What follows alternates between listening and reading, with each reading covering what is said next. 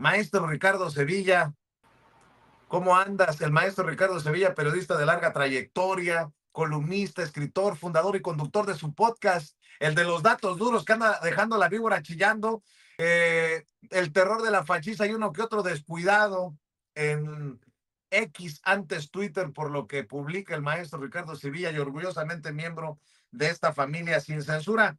¿Cómo hay carnita, mi querido Ricardo Sevilla? ¿Cómo estás? Estoy muy bien, querido Vicente, público memorioso. Mientras estaba yo escuchando a Nacho Rodríguez, el chapucero, y te escuchaba a ti, estaba yo viendo hacia el librero que tengo enfrente. Todo esto es una habitación de libros, y estaba yo viendo un libro de André Breton. ¿Quién es André Breton? El líder del movimiento surrealista. Surrealista, la realidad política y de los medios de comunicación corporativos de la derecha, ultraderecha, que cada vez, Vicente, se da más la mano y se parece como siamés a la izquierda buena ondita, empachada de cafecito de la Condechi. Cada vez se parecen más. Surrealista es este reportaje. Yo lo pondría también entre comillas de Carmen Aristegui, Vicente. Así que efectivamente mucha carne y jugosísima. Yo sí me quisiera subir al tema de Aristegui, Vicente, porque tiene Seguro, visos. maestro, seguro, maestro. De por sí traemos como no sé cuántos frentes. También quieres que de allá vengan Bueno, está bien, pues ya sabes que aquí es sin censura, sin línea y sin miedo, como dice el rap. Así que, maestro, el maestro Ricardo Sevilla nos mete en otra bronca. No, no, no.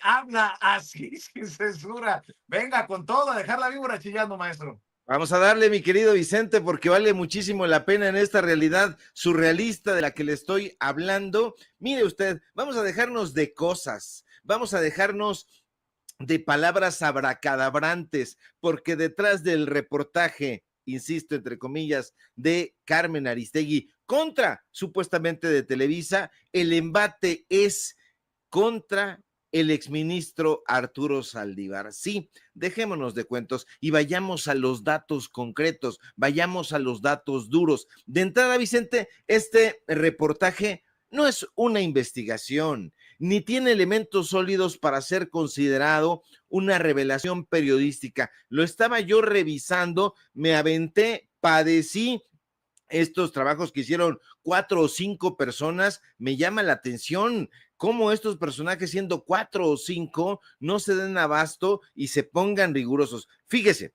el dichoso reportaje de Aristegui Noticias, que cuenta solo con un testimonio, pretende revelar una supuesta red clandestina de comunicación dedicada, dicen ellos, con bombo y platillo, a ejecutar campañas negras. Bueno, el sumario es tremendo. Uno pensaría, Vicente, que con ese título lo que vendría a continuación sería un reportaje sólido, contundente, que iba o podría poner contra las cuerdas a Televisa. Todos estos enunciados que formulan los reportajes, entre comillas, de Carmen Aristegui, la población los conoce, que orquestan campañas sucias. Sí, ese no es un tema ni siquiera velado, es algo que sabe la población. Ahora, este personaje que resulta ser sobrino de Salvador García Soto, el de los relojes, el de la champaña que le regaló el Bester Gordillo, ¿se acuerda que aquí se lo revelamos? Bueno, este columnista del Universal, bueno, asegura este muchacho haber formado parte de un grupo llamado Palomar.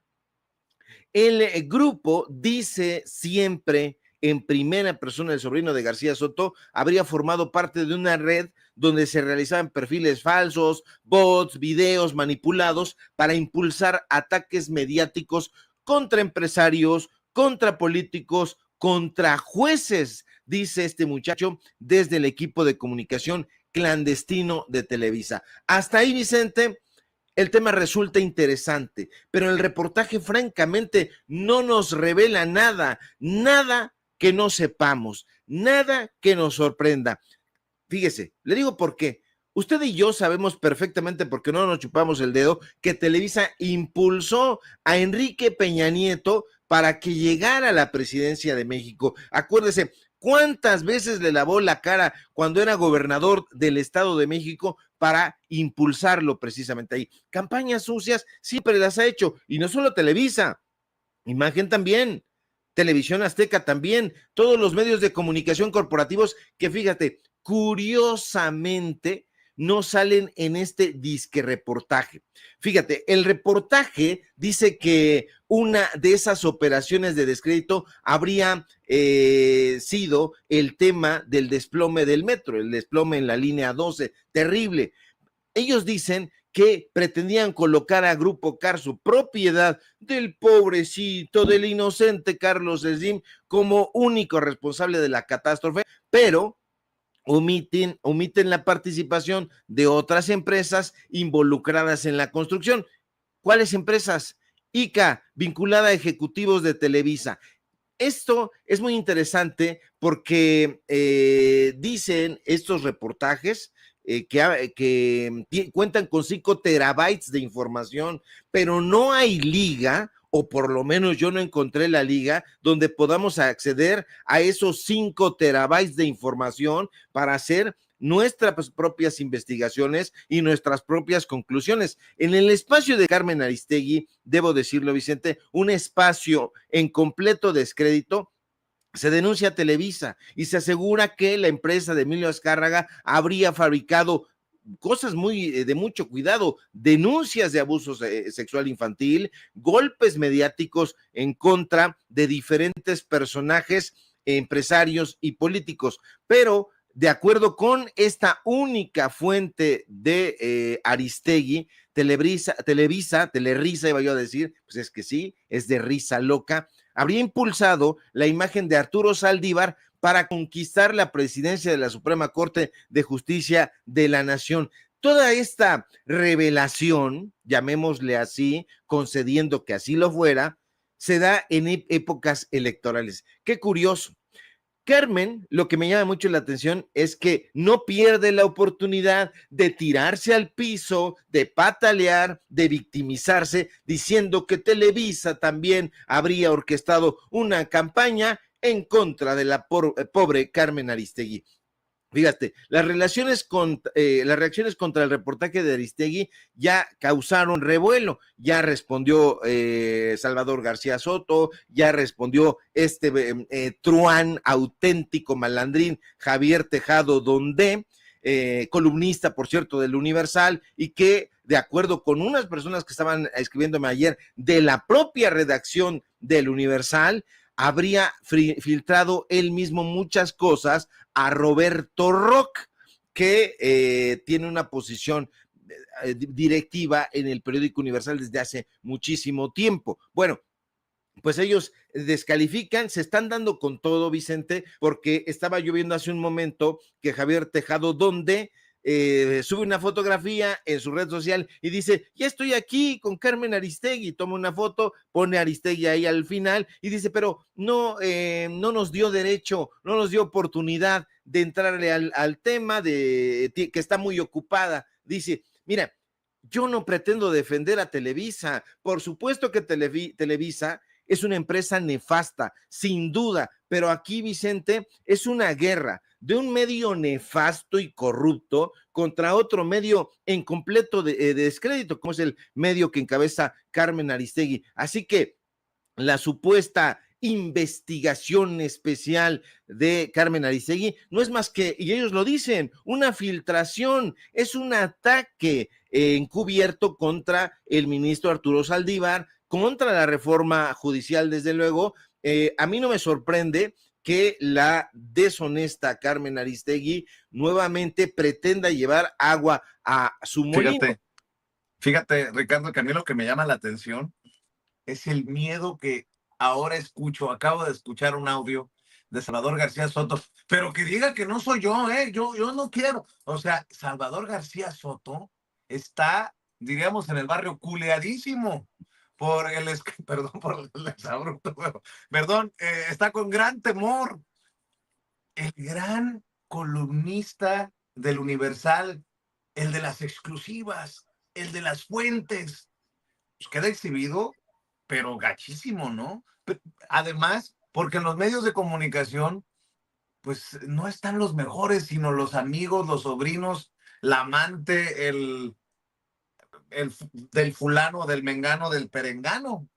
Lo han admitido Javier Tejado Donde y lo ha admitido el propio Salvador García Soto, que él metió el hombro para que contrataran a su sobrino, y ahora se exhibe un audio que presuntamente le dio la mamá, o sea, la mamá del que denuncia, y se escucha a Salvador García Soto decir, oye, ya que dejen esto por la paz, que mejor entregue lo que tenga y que le van a dar una feria, básicamente.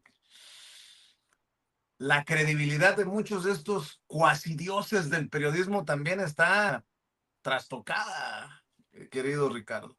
Sí, efectivamente, todo esto nosotros lo conocíamos. Afortunadamente, hoy las nuevas plataformas digitales, el periodismo que siempre se practicó desde el barrio, desde la izquierda, ha dado cuenta de quiénes son en realidad estos personajes. Salvador García Soto, un personaje que tenía su oficina, ya no sé si todavía la tenga, allá en Polanco. Él se reunía con los machuchones del empresariado y los machuchones de la política en uno de los restaurantes del Hotel Presidente Intercontinental, ahí en la zona exclusiva de Polanco. Ahí se reunía, ahí se le podía ver, conociendo, le presentaban a un empresario, le presentaban a un político y les vendía sus servicios de periodismo. ¿Quieres que le demos un embate a este empresario para que te den las licitaciones a ti, adjudicación directa? ¿Qué te parece? Me parece muy bien. Pues entonces, desde mi columna, Serpientes y Escaleras en el Universal, vamos a darle en la torre. Así es como se comportaba Salvador García Soto. Y se lo digo con conocimiento de causa porque lo investigamos en su momento y le dimos a conocer en este espacio sin censura cuáles fueron los regalitos que les mandó a su casa el Baester Gordillo, un personaje francamente nefasto, corrupto hasta el cuello, y esto que es efectivamente, como decía Nacho hace un momento, completamente mezquino. Mire que decir, yo de buena fe le metí el hombro, le eché la mano, recomendé a mi sobrino, pero está bien pinche loco, tiene problemas psiquiátricos, por donde sea que se le vea, está muy mal. ¿Por qué? Suponiendo que tuviera problemas este personaje que está usted viendo en su pantalla, problemas psiquiátricos, ¿por qué lo exhibe de esa manera? ¿Por qué demonios lo exhibe de esa manera? Y sobre todo, ¿por qué sabiendo, suponiendo sin conceder que así fuera, que tiene problemas psiquiátricos, por qué lo recomendó a un trabajo en Televisa? ¿Por qué demonios lo viene a decir después de que vienen estas revelaciones y donde sale embarrado? Aquí lo que conviene, mi querido Vicente, es como si usted estuviera viendo una película, un churro, le decíamos en la época de los 80s y los 90s, un churro televisivo, un churro en la pantalla de televisión y comer palomitas, porque se están dando con todo. Y también se están dando con todo, a propósito, mi querido Vicente, pues los aliados de Felipe Calderón. Eso me llamó mucho la atención, porque fíjate que sí ha causado mucho revuelo este reportaje, estas revelaciones, y han salido en tropel tiros y troyanos a darse en la torre.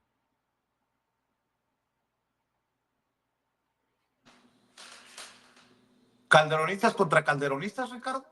Así es, mi querido Chente. Fíjate, todo lo que viene derivado de este tema del famoso Televisa Leaks es una serie de pleitos internos. Es la derecha contra la derecha, una derecha que quiere repartirle culpas a otro sector de la derecha y ya se están peleando. ¿Quién cree usted que salió a pelearse, a darse hasta con el sartén? Los ex empleados de Felipe Calderón contra los exfuncionarios de Felipe Calderón. Sí, se han estado insultando en las redes sociales. Javier Lozano, usted lo conoce, alias el saco de pus, salió a mentarle la madre, así con todas sus letras, a Moni de Zoán. Y un sujeto llamado Gerardo Soria, presidente y fundador del Instituto de Derecho de las Telecomunicaciones, sale a llamarle marrano.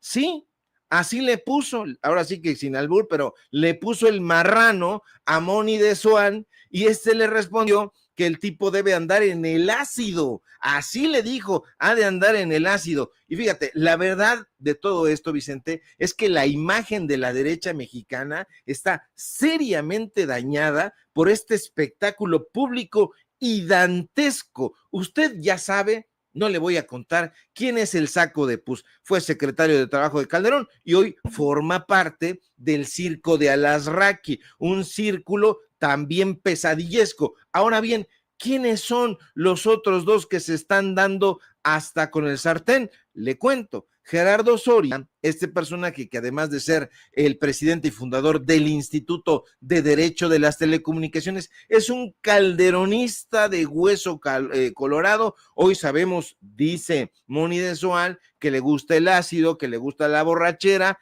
pero forma parte, y eso es muy peligroso, de la barra mexicana de abogados y es del comité de esa barra que es el Comité de Derechos de las Telecomunicaciones. Cuidado. Y bueno, el otro, Moni de Swan, Vicente, Moni de Swan fue el último presidente de la COFETEL. Ojo con eso porque de Swan es un personaje totalmente funesto que no debemos perderlo de vista porque él fue el coordinador de asesores y jefe de la unidad de cambio estructural en la Secretaría de Comunicaciones y Transportes. Tenía sus oficinas ahí en Xola, donde ahorita todavía están en ruina los edificios, pero bueno, en su paso por la Secretaría de Comunicaciones se involucró con los temas relativos a las telecomunicaciones y a la radiodifusión. Es decir, no hay nada curioso aquí. Moni de Swan fue, además de todo, yo ahí lo llegué a ver, no aparecía mucho tiempo, pero sí cobraba ya. Era jefe de la unidad de vinculación y coordinador de asesores del nefasto Juan Molinar Orcasitas en épocas de la tragedia del ABC.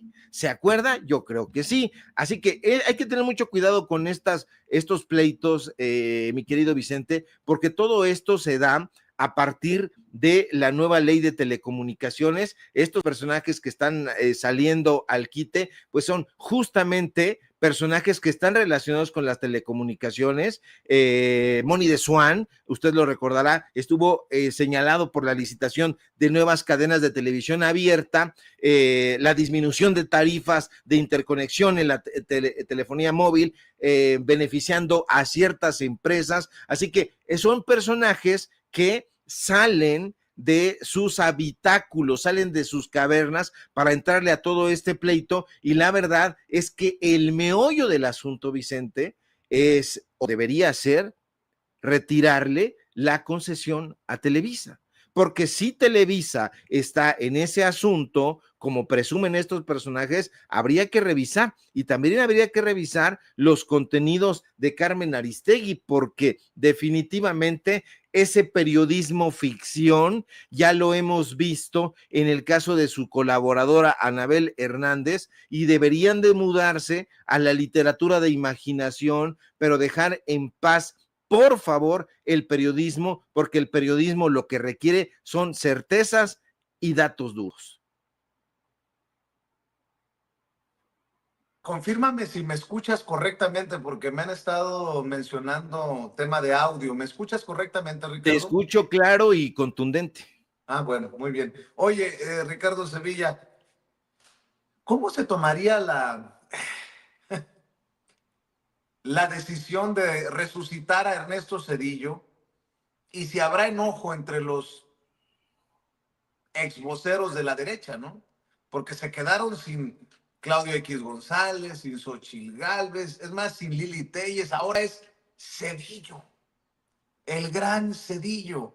Y si me apuras tantito, no solamente le van a jalar la cobija a Zedillo, saldrán muchos raspados que actualmente opinan, que actualmente intentan incidir en la política, llámese José Ángel Gurría, llámese, no sé, el propio Esteban Moctezuma Barragán, Juan Ramón de la Fuente. Yo lo he mencionado y que me voy a meter en bronca, pues ni modo. Lo que salga de este ronco pecho, ni modo que vayan a decir Juan Ramón de la Fuente o Esteban Moctezuma Barragán, que no fueron miembros del gobierno de Cedillo.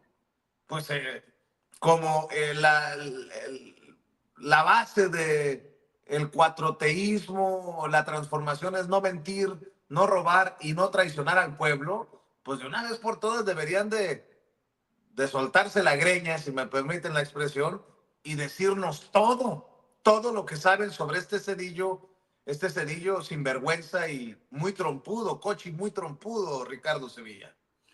Sí, Ernesto Zedillo, un personaje funesto que usted lo conoce perfectamente, respondiendo a tu pregunta, mi querido Vicente, no es que Enrique Krause y Letras Libres hayan decidido resucitarlo, es que Ernesto Zedillo nunca estuvo muerto para ellos. Ernesto Zedillo, hay que recordarlo, fue el personaje que hizo posible la Fundación Octavio Paz, ahí en la calle exclusiva de Francisco Sosa, en el corazón de Coyoacán. Ahí Ernesto Zedillo le dio la casa que ocupó hasta sus últimos días y que después la transformaron en la fonoteca, la casa de Alvarado. Ahí tuvo su fundación Octavio Paz, ahí iba Krause, ahí iba Guillermo Sheridan, ahí daba sus cursos Christopher Domínguez, Malva Flores, Aurelio Hacián, toda esta gente de letras libres. ¿Y quién financiaba a esa fundación? Ernesto Zedillo.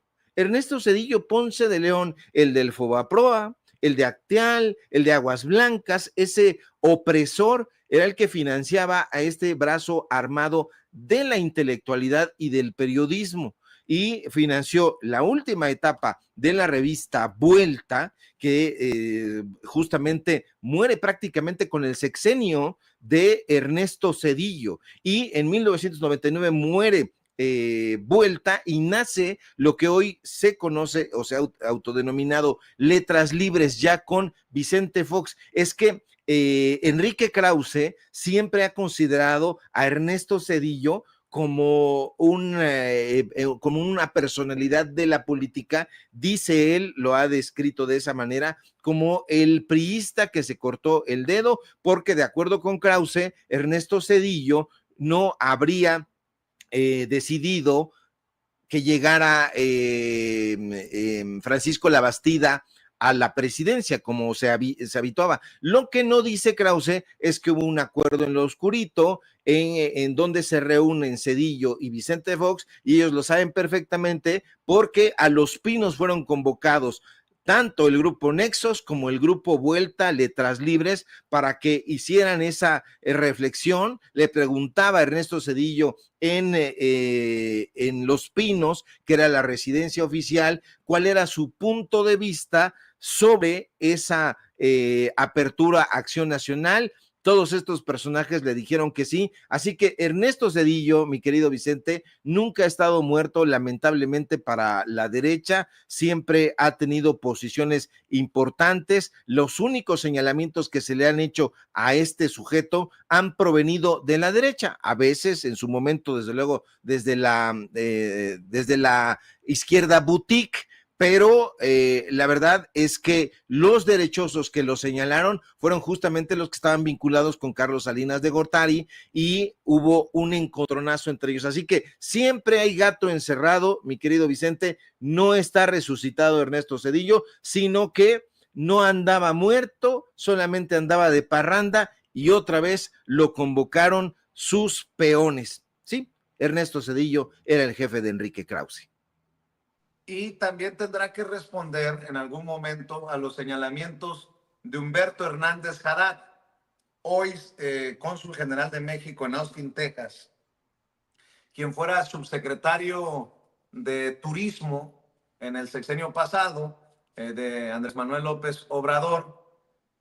Me acordé que había señalamientos en su libro del caso Colosio y de José Francisco Ruiz Massieu, porque él era cónsul cuando desapareció Manuel Muñoz Rocha, señalado como clave, como asesino, pues, del líder priista José Francisco Ruiz Massieu, y hay señalamientos de Humberto Hernández Haddad, insisto, hoy cónsul general de México en Austin, Texas, de que fue amenazado de muerte por Cedillo y por José Ángel Gurría. Hay que seguirle rascando, así como le hace el maestro Paco Cruz, mi querido Ricardo Sevilla, así como ha alebrestado la vitachera el abogado César Gutiérrez Priego al decir que hay audios de la ex primera dama, la esposa de Cedillo, que la vinculan al narcotráfico. Yo regreso a esto que dice Humberto Hernández Haddad, a quien siempre le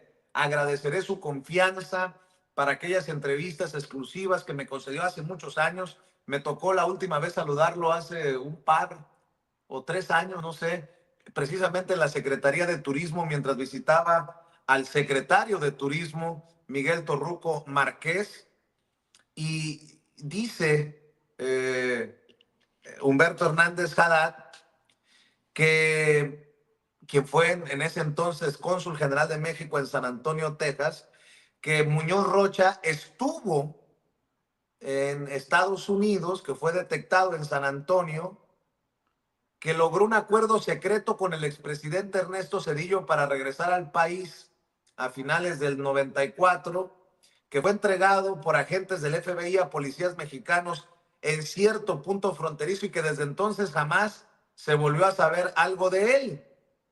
Dice Humberto Hernández Haddad que existen más de 40 informes consulares foliados con número de expediente en los que se hace del conocimiento día a día de este asunto al secretario de Relaciones Exteriores de aquel entonces, José Ángel Gurría, y al procurador Antonio Lozano Gracia. Se informa que Manuel Muñoz Rocha acompañaba a Enrique Fuentes León cuando fue arrestado en San Antonio en el 94, que Lozano Gracia nunca dio respuesta y que la de José Ángel Gurría consistió en amenazas de muerte contra precisamente Humberto Hernández Haddad, que le dijo: somos diplomáticos, no policías, y lo mismo te puedes morir en México que en Estados Unidos. Usó ese lenguaje propio de un delincuente. Y después recibió un documento que decía: por término de comisión diplomática, causa baja como cónsul general. Muchas cosas que aclarar de las corruptelas de Ernesto Zedillo. ¿Por qué Ernesto Zedillo accedería a generar esta red de protección a Muñoz Rocha, señalado, el legislador Muñoz Rocha, señalado del asesinato de José Francisco Ruiz Massieu? Vaya usted a saber. Un Zedillo sobre el que pesa también la nube del asesinato de Luis Donaldo Colosio Murrieta, candidato del PRI a la presidencia de la República. Ricardo Sevilla, ¿con qué cierras? Que debería explicar muchísimo Héctor Aguilar Camín. Él tuvo un libro que se llama Colosio, precisamente, y donde él pretende hacer una investigación, pero deja muchos lugares en la sombra. Menciona el nombre de Marcelo Ebrard en ese libro, y después el círculo de Marcelo Ebrard habló de una posible extorsión de parte de Héctor Aguilar Camín. Así que el grupo de Héctor Aguilar Camín se habría dedicado también a la extorsión de políticos, y eso es algo que no ha señalado solamente el equipo de Marcelo Ebrard en su momento, sino que muchos otros personajes han señalado a estos personajes como extorsionadores. Dicen que este asunto de el Televisa Leaks podría ser un asunto de extorsión. Vaya usted a saber. Lo cierto es que solamente sabrán cuáles son las verdaderas motivaciones, tanto el medio de Carmen Aristegui como los mencionados. Lo cierto es que se están dando ahorita con todo. Hay mucho en el tintero que se va a quedar. Yo estoy también esperando con mucha atención estas revelaciones que prometió hacer el candidato a ministro César Gutiérrez Priego, que revelarían estos nexos con el crimen organizado de parte de la familia de Ernesto Zedillo. Si no me equivoco, el audio sería de Nilda Patricia Zedillo. Bueno, Cedillo, así le decían, Nilda Patricia, la ex esposa, Velasco. la esposa de Ernesto Cedillo. Así que vamos a estar muy atentos porque se van a generar y se va a poner cada vez, conforme vaya avanzando la campaña, Vicente, van a venir más golpes duros y bueno, pues estaremos atentos a las reacciones de Ernesto Ledesma, digo, de Ernesto Cedillo, es que Ernesto con Ernesto me equivoqué, digo, de Ernesto Cedillo, Ernesto y Ernesto. Disculpará usted, a veces me confundo entre la derecha y la izquierda boutique. Pero bueno, son cosas mías. Síganme en mis redes sociales, en X, @Sevilla Crítico, en Facebook, Ricardo Sevillas y nada más. Síganme, por favor, en Datos Duros Podcast, porque en la derecha ni en la izquierda, buena ondita, quieren que usted lo vea, pero véalo porque cada entrevista se pone muy buena. Ahí está el episodio de esta semana y mañana se estrena el nuevo episodio. Síganos aquí en La Familia Sin Censura, donde somos orgullosamente miembros. Te mando un abrazo, maestro. El maestro Ricardo Sevilla, hablando con nosotros sin censura. A usted que nos está viendo, le pido que nos ayude con los likes.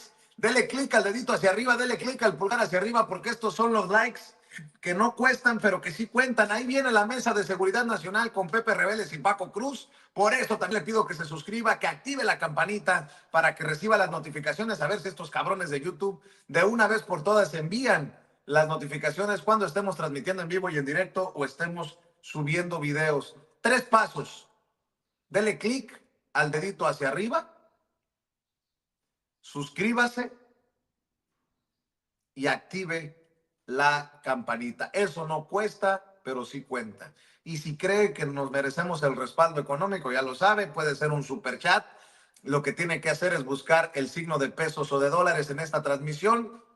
Ahí le da clic y con su tarjeta de crédito de débito nos manda su aportación y mándenos un mensaje y con mucho gusto lo leemos aquí en Sin Censura. O puede hacer los depósitos a nuestra cuenta en Banorte, como lo ha hecho la querida Norma Aguilar, a quien le mando un abrazote y siempre mi reconocimiento. Tiene más de 7 años apoyándonos diariamente, semanalmente, mensualmente. Desde Phoenix, Arizona, nos envía 2,000 pesotes a esta cuenta de Banorte, en donde usted también puede depositar, como lo hace la querida Liz en la Ciudad de México, por ejemplo. Gracias, muchas gracias a Liz, a Norma, al querido Porfirio Vázquez, algunos de ustedes que diariamente nos apoyan. No solamente los depósitos los puede hacer en Banorte, también en Farmacias del Ahorro, en 7-Eleven, en Walmart, en Bodega Aurrerá, en Sam's Club, en Farmacias Guadalajara, en Ya Estás, en Extra, en Circle K, en Soriana, en Chedraui y en Superama. Y mientras destapamos a todos estos personajes, como Héctor Aguilar Camín, por ejemplo, que pedía cheques de Salinas, o mientras destapamos a los López Dóriga y sus más de 250 millones que recibió en tiempos de Peña Nieto, o así sucesivamente, ¿no? Pues más orgulloso me siento de pedir el apoyo de la audiencia. Más orgulloso me siento de esto que hacemos desde esta trinchera independiente y alternativa. Uf, cómo hay carnita, cómo hay temas. Imagínese usted, imagínese usted lo del Televisa Gate, lo de la fábrica de mentiras en Televisa, lo de Cedillo. En fin, hay muchos temas para el maestro Pepe Rebeles y el maestro Paco Cruz. José Rebeles, Pepe Rebeles, flamante